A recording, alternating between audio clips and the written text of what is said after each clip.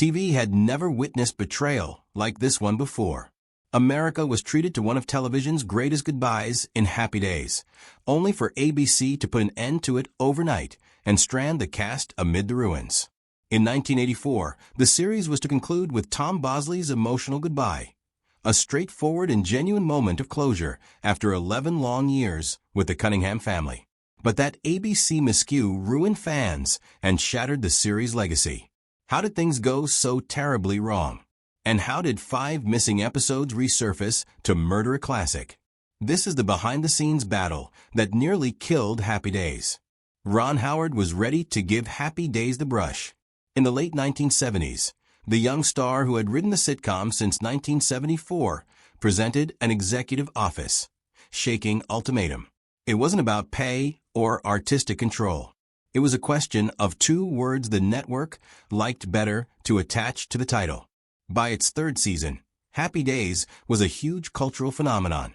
Families watched by the millions each week, advertisers waited in line, and cast members were names on everyone's lips. But it wasn't Richie Cunningham, the clean-cut All-American teen played by Howard, driving the madness. It was Arthur Fonzarelli. Henry Winkler's Fonzie, motorcycle riding, leather jacket wearing. Making Macho Man had completely taken over the show. He started off as a supporting actor, but eventually became an overnight sensation. Kids copied his appearance. Toy shops could not keep enough Fonzie dolls on their shelves, and the ratings reported that viewers watched each time he was on television. It was then that ABC producers floated an idea. Rename the show Fonzie's Happy Days. On paper, it was pure genius. In practice, it threatened to rewrite the show's very essence. For Ron Howard, this was not a minor title change. It was a personal insult. Richie Cunningham was one of television's greatest characters he had created, the emotional core of the show. Being relegated to second billing on the series he had helped to make a success felt like a betrayal. By the mid-1970s, Happy Days was simmering with tension behind the scenes. Howard, America's square-jawed Richie Cunningham from day one, suddenly found himself with a challenge that might have rewritten television history. As the Fonz, played by Henry Winkler, became a huge sensation, ABC executives once more urged the renaming of the show as Fonzie's Happy Days. On paper, it seemed like a savvy branding prank, but in reality, it risked spoiling the harmony that made the show a hit. At a charged meeting with creator Gary Marshall and network executives, Howard did not flinch. He informed them point-blank that if the title was changed, he was gone. No argument, no hesitation. It had nothing to do with ego. It had everything to do with preserving the integrity of the show. At only 21, Howard realized a truth that the suits overlooked. Happy Days was not all about one man. Fonzie's cool only held because it was balanced by Richie's genuineness, Marion's warmth, and the rest of the Cunningham clan's vitality. Industry watchers were amazed. Young actors didn't challenge network directives, certainly not over something as apparently trivial as a title. But Howard's insistence caused ABC to buckle, leaving Happy Days the ensemble show fans recall today. The surprise was that Henry Winkler, the subject of the controversy, sided with Howard. He informed the executives bluntly, "Why fix it if it's not broken? My success depends on the ensemble I'm in." Fonzie may have been the breakout star, but Winkler knew the magic only worked because of the cast around him. That unity ended the title change fight for good. Gary Marshall stood by his performers and left Happy Days alone, but the conflict left its mark. Howard started taking seriously thinking about leaving acting to work as a director, a decision that would eventually make him one of Hollywood's most respected filmmakers. Looking back, this struggle over 2 words was a harbinger of the bigger problems at ABC. The same executives who came close to losing their top actor over a branding issue would go on to mess up the show's finale and scheduling, what should have been a flawless farewell, into one of television's weirdest goodbyes. This was never merely about pride. It was exposing the constant struggle between art and corporate profit that characterized TV for decades. To ABC, Fonzie was a money-making franchise. For the cast and writers, he was a character who only made sense in the precisely constructed reality they had created together. But Howard's threat was just the first half of the story. When the spotlight at last dimmed, the real struggle was faced by Henry Winkler, not Ron Howard. Behind the laughter, the catchphrases, and the jacket made of leather, the actor who was TV's coolest guy was nursing a pain no one in the audience could even glimpse. The secret suffering behind Fonzie's cool smile. Henry Winkler was penniless when he auditioned for Happy Days. In 1973, the soon-to-be symbol of American cool came to Hollywood with less than a month's rent in his bank account. He had left New York after struggling years in the theater, where gigs were sparse and checks barely met payroll. Winkler has since confessed that his financial situation was desperate.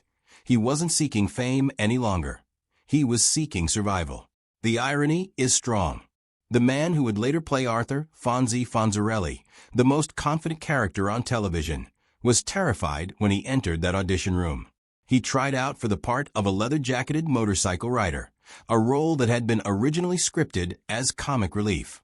Somehow, amazingly enough, he was hired.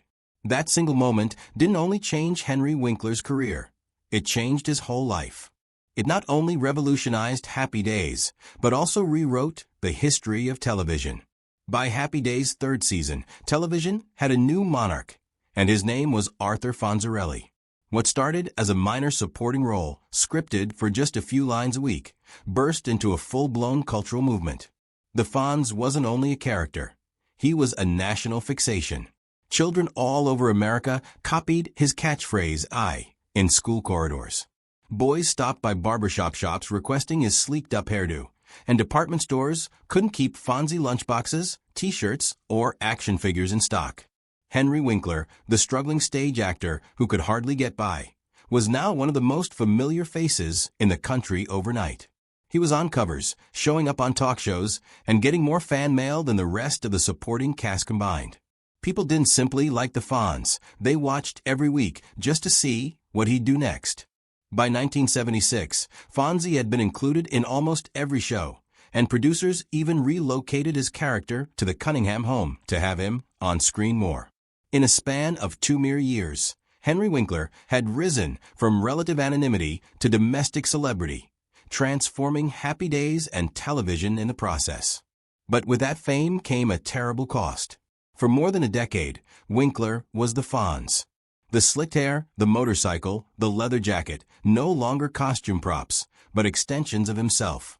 He had committed so thoroughly to the character that the distinction between Henry Winkler and Arthur Fonzarelli started to dissolve. When Happy Days was canceled in 1984 after 11 seasons, Winkler wasn't prepared for what lay ahead. He would later describe the show's ending as a sting, but that word didn't capture the depth of his pain. It felt as if he had lost a member of his family. For a decade, he had been the Fonz, and then the cameras simply stopped rolling. His confidence seemed to vanish along with the character, leaving him facing a painful question. Who was Henry Winkler without the Fonz? For more than a decade, the world had only seen him through that one prism. Casting directors, audiences, and even Hollywood couldn't distinguish the actor from the role.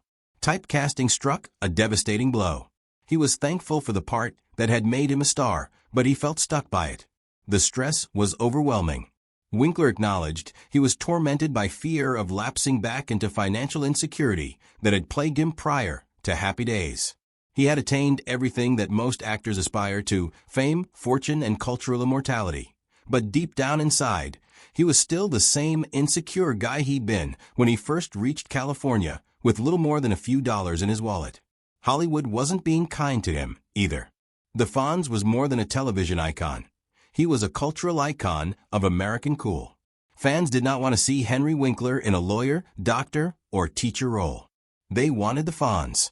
Shaking off that image appeared almost impossible. For years, Winkler fought rejection and self-doubt. He still loved the character who had made him famous, but he was afraid his career was over as soon as Happy Days was over. It was an emotional weight he bore in secret, even as the public continued to recognize him as the man who could get jukeboxes playing with a snap of his fingers. But Henry Winkler did not vanish. Gradually, he reinvented himself. During the 1980s, when acting jobs dwindled, he shifted to directing, doing behind-the-scenes work on programs such as MacGyver and the movie Cop and a Half.